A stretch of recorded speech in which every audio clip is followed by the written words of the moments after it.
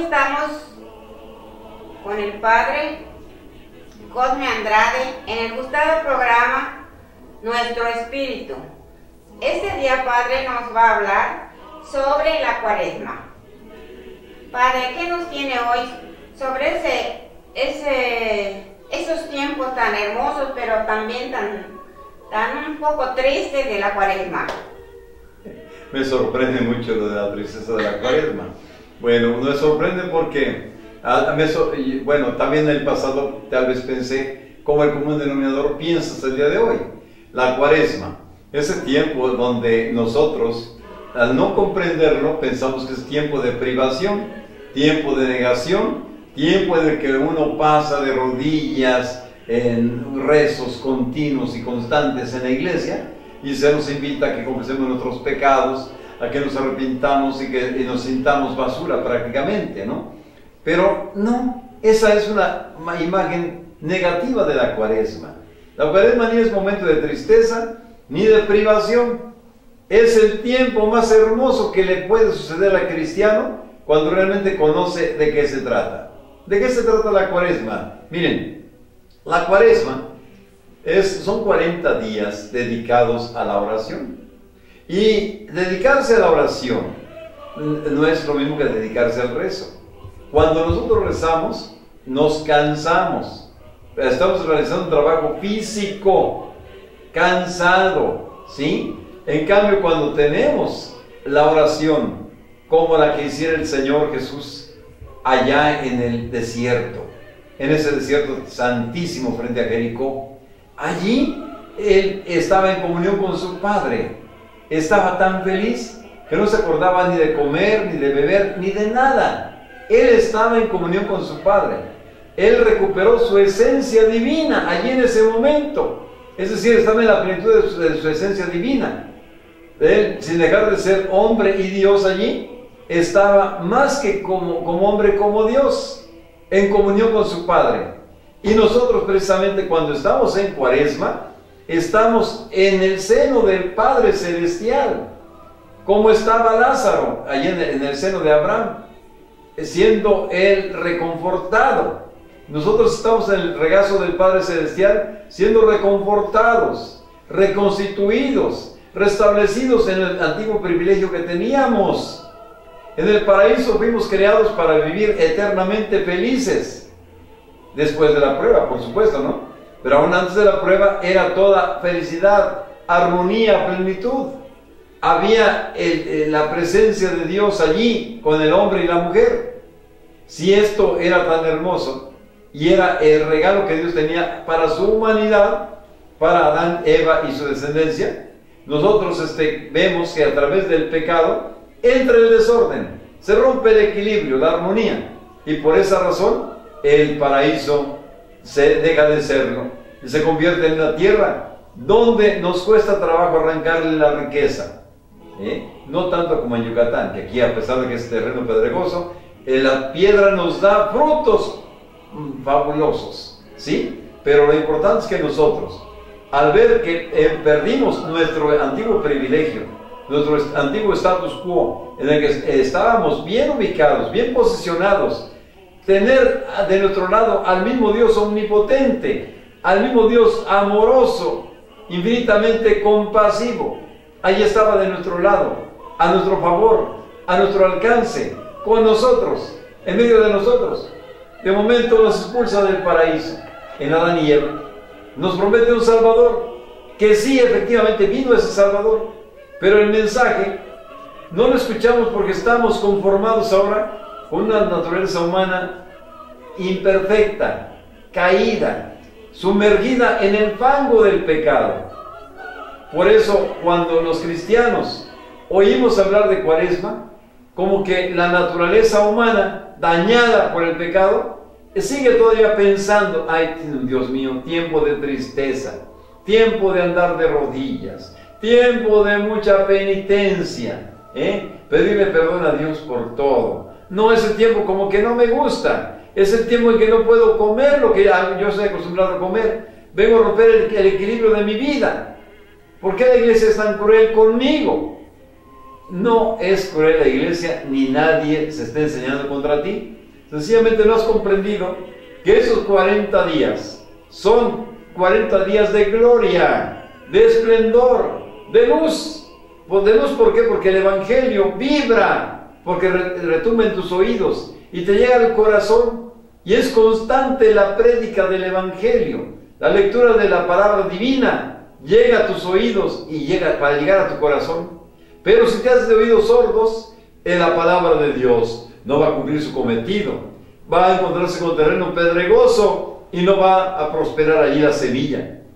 Por eso es necesario que en este tiempo de Cuaresma nos demos la oportunidad de abrir bien nuestros oídos, escuchar la palabra divina, hacerla espíritu y vida, atraparla y vivir en continua oración con Jesús, ¿verdad? Y como Jesús, unidos a Él, en ese espíritu consagrado al Padre.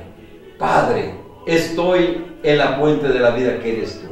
Estoy junto a mi hermano mayor que es Jesús, el que vino a dar la vida por mí, el que se convirtió en mi Salvador y me ha salvado en este momento de pensar o de mal pensar en la Cuaresma.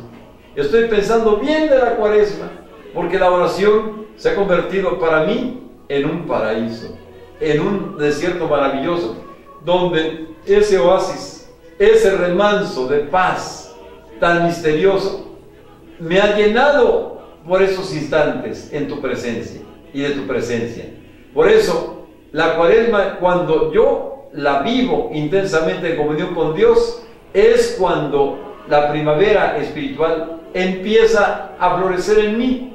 Es cuando la presencia de Dios me hace rejuvenecer, porque yo me meto a la Cuaresma para restaurarme. Me introduzco al espíritu de la Cuaresma para evangelizarme.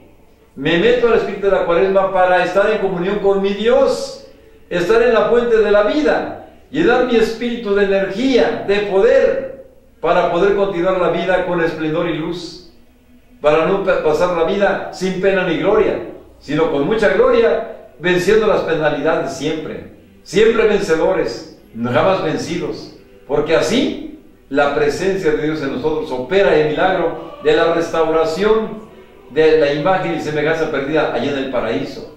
Recuperada esta imagen perdida en el paraíso, viene otra vez ese glorioso amanecer en nosotros y nos sentimos, como dice este canto precioso de la antecuaresma, del periodo de preparación a la gran Cuaresma: ábreme las puertas del arrepentimiento, como se las abriste a aquel hombre que fue a orar a tu templo.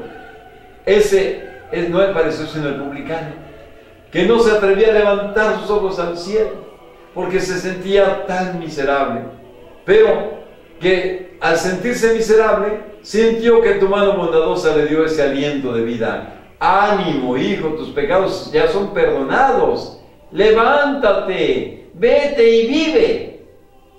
Por eso bajó justificado, porque oró al Señor y no se atrevió a levantar ni siquiera sus ojos, reconociendo su pecado.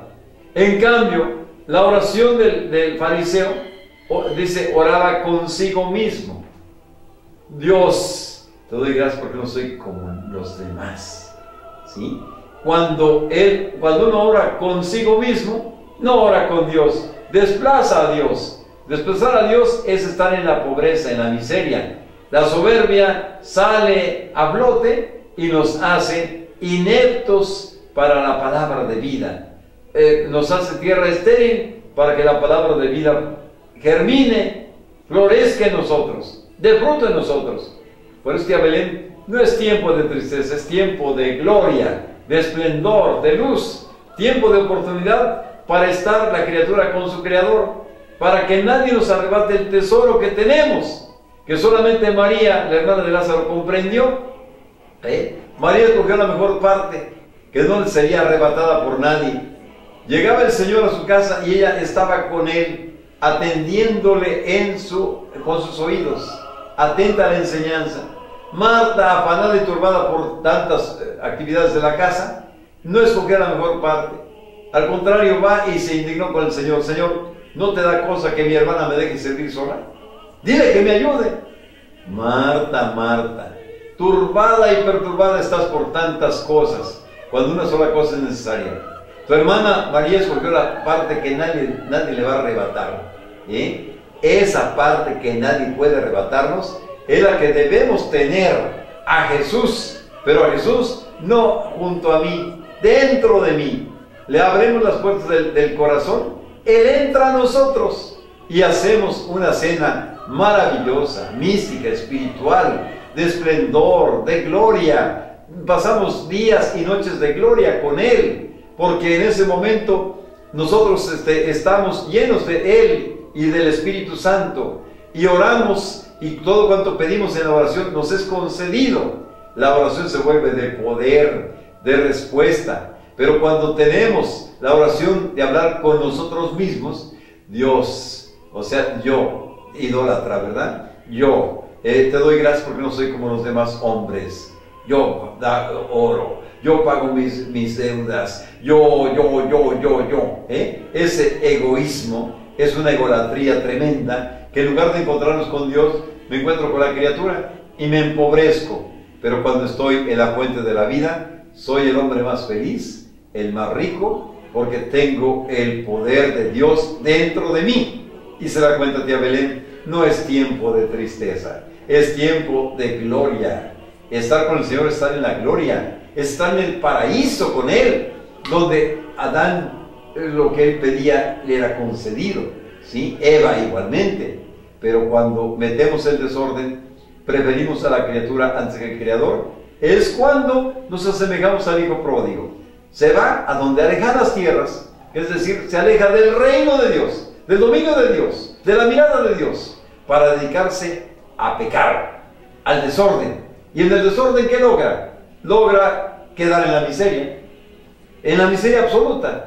Y cuando ya se siente basura, entonces cuando empieza a decir, ay Dios mío, ¿qué me está pasando?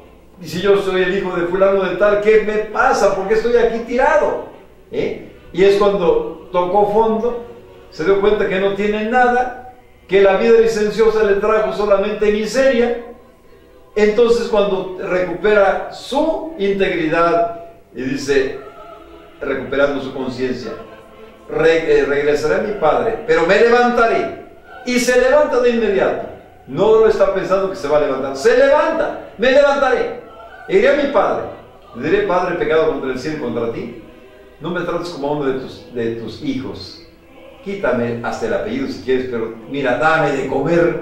Quiero estar en tu casa. En tu casa hasta el último de tus empleados tiene toda la abundancia. Yo aquí me muero de hambre. Estoy cuidando cochinos. ¿A qué grado he llegado yo, papá? Llega y vemos como el Padre, que siempre está dispuesto a perdonar, que no está para juzgarnos. En cambio, tenemos la tentación constante en la mente de parte del maligno. No vayas a Dios. ¿Qué crees que te va a hacer caso a ti? Mira lo que hiciste. Mira cuánta torpeza cometiste. ¿Para qué vas a regresar a Él? Sencillamente, mira, confórmate con lo que eres y tienes. No tienes nada. Mira, quédate en la miseria, porque miserable te quedarás siempre. Hacemos caso a esa voz negativa del maligno, no retornamos al Padre. Pero cuando hacemos caso omiso de esas voces que en lugar de levantarnos nos empujan a la perdición, decimos como el hijo pródigo arrepentido, sí, me levantaré, iré a mi Padre. Y el Padre presto está para recibirnos, para hacer un gran festejo, cumpliéndose en nosotros las palabras que Él dijo. De cierto les digo, que en el reino de los cielos habrá mayor alegría por un pecador que se arrepiente que por 99 justos que no requieren de penitencia. Entonces, ¿por qué hacer caso a la voz del maligno cuando la voz del Todopoderoso, la voz del Padre, me dice que Él hará una gran fiesta por mí si retorno a Él arrepentido? Porque la fiesta es la fiesta que no tiene fin, que no tiene ocaso, el día eterno de Dios, de la Jerusalén celestial, de la gloria eterna. Padre, yo quiero hacer una pregunta. ¿Por qué mucha gente en esta cuaresma se deprime? ¿Por qué se debe eso? Porque no comprende el sentido de la cuaresma. ¿Sí? El día que comprenda que la cuaresma es oportunidad, es presencia divina, es presencia de la riqueza de Dios, ese día corre a hacer su cuaresma, y lo va a hacer con gusto y con entrega. Pues dejamos a nuestro querido auditorio con este mensaje, invitándolos a que retomen el espíritu de la cuaresma y lo vivan de manera intensa, y que Dios los acompañe y los bendiga. Muchas gracias, Padre, y muchas gracias a nuestros queridos televidentes, y esperamos que la próxima semana nos acompañen a su programa El Espíritu, nuestro espíritu en La Opinión TV. Gracias, Padre. Muchas gracias.